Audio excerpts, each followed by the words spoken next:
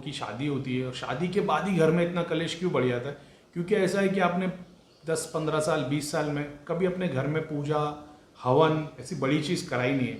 आपके घर में नेगेटिविटी ऐसी है, पितरों की प्रॉब्लम है और आप अपना रोज़ खा रहे पी रहे हो और पितरों को कोई पूछ नहीं रहे हो। मैं पितरों को पूछने के लिए नहीं बोलता हूँ, ये भी एक बात है, लेकिन किसी ने बोला था, करीम भाई बोलते हैं कि पितरों को पूजना नहीं चाहिए, फ़ोटो नहीं लगाना चाहिए और ये नहीं करना चाहिए, वो नहीं करना चाहिए और हमारी तो बहुत बड़ी ये आस्था है वो करके। करीम भाई के अगर पुराने वीडियो देखोगे तो तुमको अंदाज़ा हो जाएगा करीम भाई ने हमेशा क्या बताई। मैं नहीं बताता पितरों को नहीं पूजना चाहिए, भगवत गीता में लिखा है पितरों को नहीं पूछना चाहिए, देवता को नहीं पूछना चाहिए। पितृ देवता यानी पितृ और देवता ये पेड़ के पत्ते और फल की तरह है। तो आप पत्ते और फल को कितना भी पानी डालो कुछ नहीं होगा। पेड़ भगवान है, जब उसके रूट्स में पानी डालोगे तो अपने आप सबको पहुंचता है। तो भगवत गीता में ये बताया, मैंने नहीं बोला। शास्त्रों की पढ़ाई करोगे तो वहाँ तो देवी देवता को भी पूजने मना किया गया है। वेद पे चले जाओगे, वेद में तो यार अभी क्या बताऊँ मैं वहाँ पे तो पितरों को भी पूजने को बताया गया। मैंने पूजने के लिए मना नहीं किया, मैंने ऐसा बताया जो अपने मतलब अगर तुम मटेरियल डिज़ायर चाहते हो तो तुम पितरों को पूजो। अगर तुम हाँ ये भी बात है कि स्पिरिचुअल प्रोग्रेस भी नहीं होती, लेकिन एक अपने यहाँ की पब्लिक कैसी मालूम है, एक होते हैं लोग जो पितरों को पूजते और कर्म करके छोड़ देते। हमारे यहाँ पे भीख मांगते लोग, पितरों के पीछे भीख मांगने लग जाते हैं। भगवान को मंदिर छोटा है, भगवान को इतना सा दिया जल रहा है, पितरों का इतना बड़ा दिया लगा हुआ है, बड़ा मंदिर बना हुआ है, सुबह शाम भोग दे रहे और भीख मांगे जा रहे, हमारा ये काम कर दे वो काम कर दे।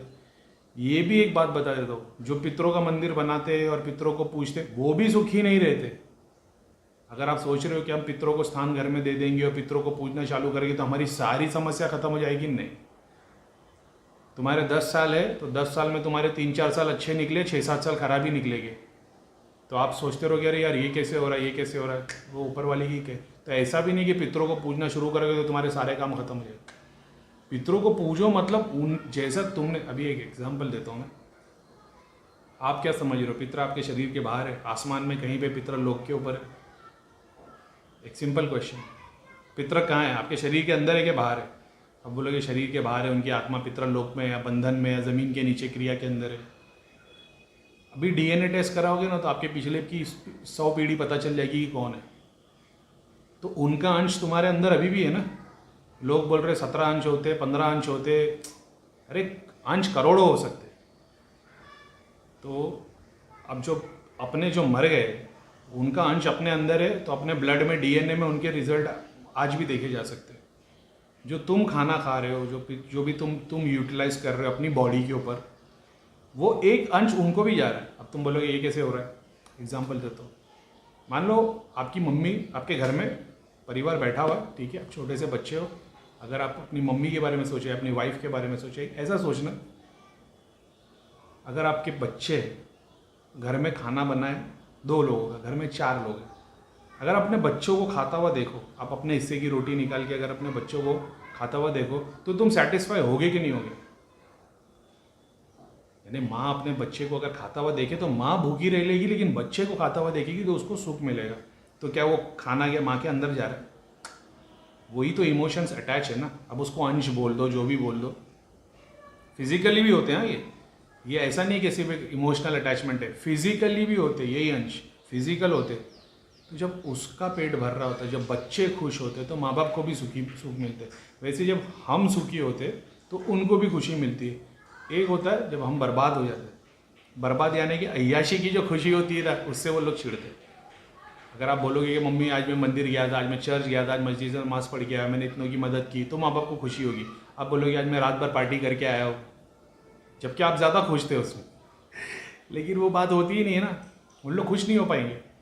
अब पितरों की प्रॉब्लम ऐसी है, एक आपकी बॉडी के थ्रू इसको सॉल्व करना पड़ता है।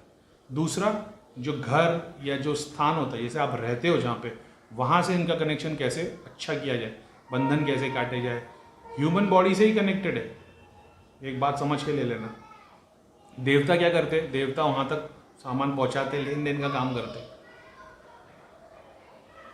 तो बेसिक ये है कि ऐसा नहीं कि पितृ तुम्हारे बाहर आत्मा के रूप में है, पितृ का अंश तुम्हारे अंदर भी है। अब होता क्या है, आपने सारी ज़िंदगी इतना पूजा पाठ वगैरह वगैरह कुछ की नहीं है, हवन किए नहीं है। अब जब शादी में जब 4 घंटे तक हवन चालू रहता है ना, तो इसमें दुनिया भर की शक्ति आ जाती है। एक अगर जब अच्छी तरीके से शादी हो, हवन हो, अब होता है इसमें नेगेटिविटी किसी को है, पितरों की प्रॉब्लम है, ये सारी चीज़ें क्रियाएं खुल जाती है जो सालों की बैठी हुई थी। नेगेटिविटी थी, सब कुछ नॉर्मल चल रहा था, लेकिन ये खुलता है, होता है। एग्जाम्पल जैसे पितरों की सोच ये है कि हमारे लिए कुछ नहीं कर रहा है, लेकिन खुद के औलाद के लिए इतना किया है। एग्जाम्पल के तौर पे से मेरी शादी है, मेरे फादर करा रहे, तो उनके फादर ये सोचेंगे कि हमारे लिए कुछ नहीं कर रहा है, हमने तेरे को पैदा किया है, लेकिन अपनी औलाद के लिए बराबर कर रहा है। इस तरीके से वो काम करना शुरू कर देते हैं, और फिर बाद में होता ये एक तो, और ये पावरफुल पितर ही होते हैं। एक्चुअल में पितर बनते ही वो है जो पावरफुल है। नहीं तो नॉर्मली हर इंसान मरने का पितरों में नहीं दिखाई देता।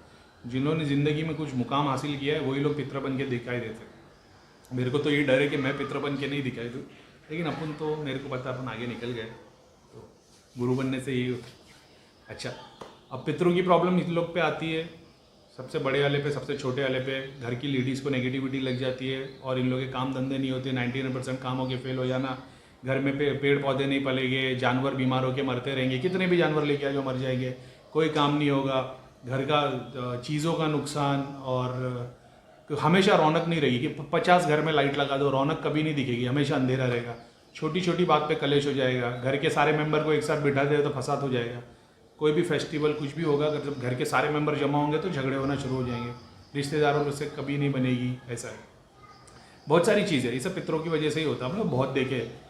अब सॉल्यूशन की बात आती है, सॉल्यूशन कैसे किया जाए। अब सॉल्यूशन आप लोग जो हिंदू धर्म फॉलो करते हैं, उन लोग मेरे से बहुत ज़्यादा अच्छे तरीके से जानते हैं कि सॉल्यूशन क्या है। मैंने अब कोई बोलेगा कि विष्णु भगवान का मंत्र है और वो उससे पितरों का निवारण होता है। दूसरा पाठ कराते हैं, कौन सा पाठ है वो, एक तो शिव पुराण का पाठ होता है, उससे भी होता है, और एक दूसरा सत्यनारायण की कथा है, उससे भी पितरों का निवारण होता है। बहुत सारी